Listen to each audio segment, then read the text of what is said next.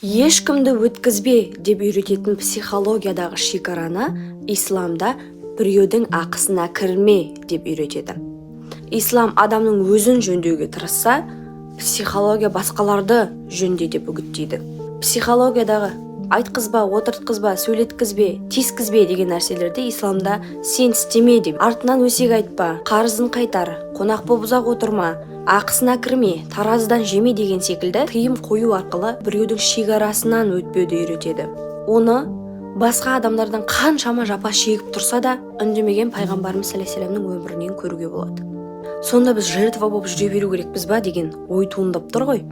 Бұл ойға Құраннан білетіндер мен білмейтіндер тең бе деген сұрақты қояр едім.